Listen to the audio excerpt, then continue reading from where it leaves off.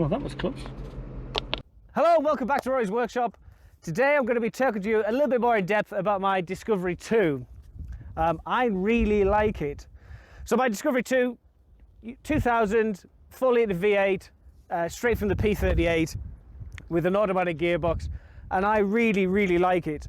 This one in particular is very basic. There's no sunroofs, there's no ACE, it has air conditioning thankfully, and it does work really well. So yeah, I'm just going to go a little bit more into depth and show you a bit more around the car. So like with any car that I have, I like to show you the engine, and here we have the Bosch injection full litre V8. Really good engine, really torquey, and it climbed up onto this little outcrop perfectly well. You'll notice some differences that the Saudi cars or the GCC cars have from the UK ones, is that we have a heat shroud across the inlet around the air filter, and there is one that's meant to be on the inlet, but mine is missing. I may add it in the future, I'm not too sure if I can get hold of one. Starts first turn of the key and runs perfectly well. Recently serviced, and it does run really cool. I intend, if I keep it for a while, to put a bigger radiator in, so when it starts to get warm again in Saudi Arabia, it will stay cool, because that is one of the biggest Achilles heels of these. But apart from that, it's really good. No oil leaks, or very few. There's one from the sump plug, but that's it, which I'll get changed when we do a service. So the interior, one of the reasons that I wanted this particular vehicle, as you know, in the past I had to fly to Riyadh to go and get it twice, was because it was so basic and it had the absolute minimum of what I wanted, which was working air conditioning and a really sound, well looked after engine and transmission. Inside, it's got an aftermarket head unit, and that's it. It has seats from a Discovery 1, which I do think were fitted from the factory, because it matches all the door cards and everything works as it should, apart from including the headlining sagging, but that's just one of those things, isn't it? All in all, I'm still very happy with it. So like every D2, they've all got their issues. My list is so long I need to keep my book because I can't remember what's wrong with it. So this one has a random suspension rattle, which we think we've just found is the front steering guard. I'll look at that later. Two of the door seals need redoing, the driver's door and the passenger rear door. Once you get over 100 kilometers an hour, they start whistling, and it is quite annoying, especially on that run back from Riyadh. The brakes squeak when they're cold, but I'm not too worried about that, as long as they bloody work.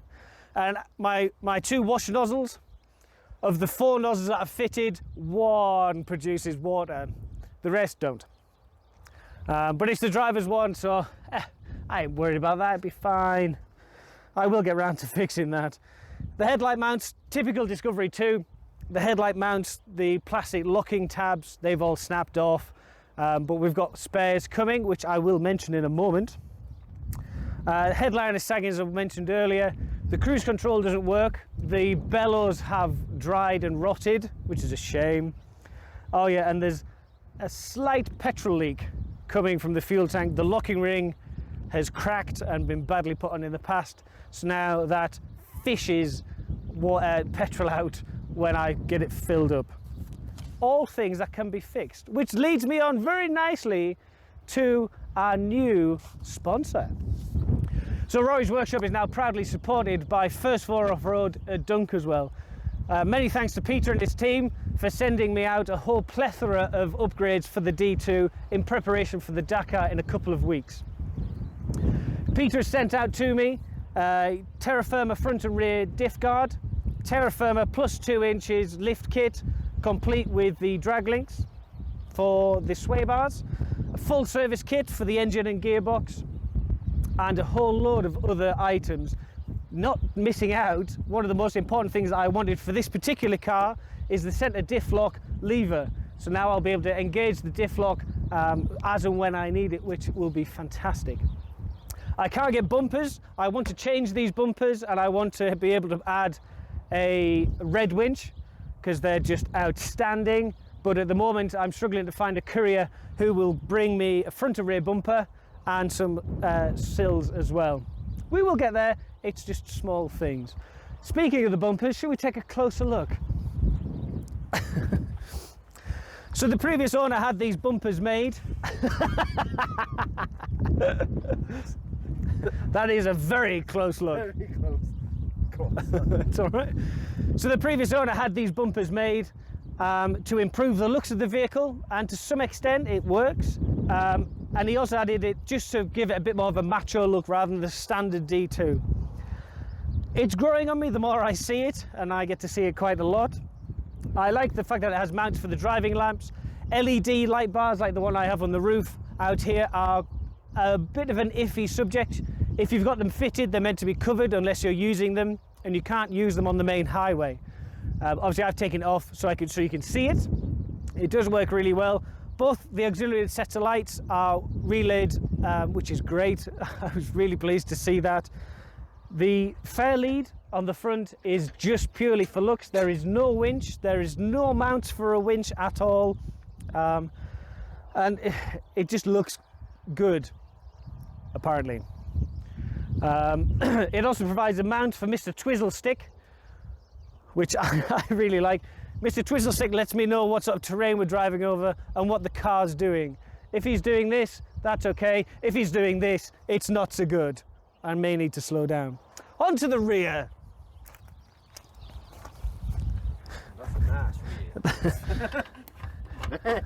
I'm just gonna wind in this screw here, nothing to see. So now onto the rear bumper, and I'm quite surprised at the rear bumper how it doesn't have absolutely any type of attachment for pulling anything.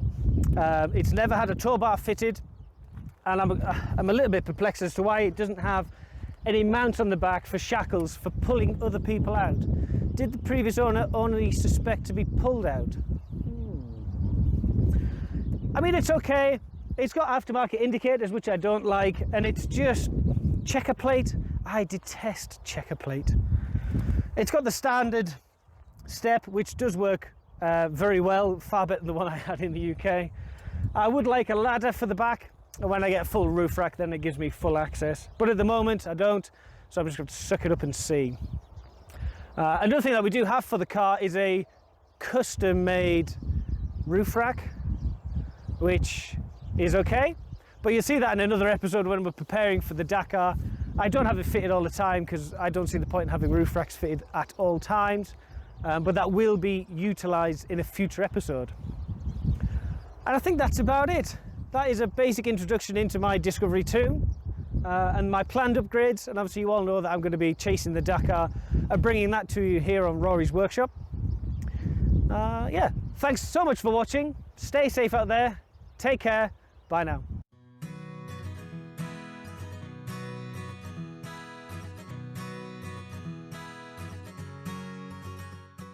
Do this.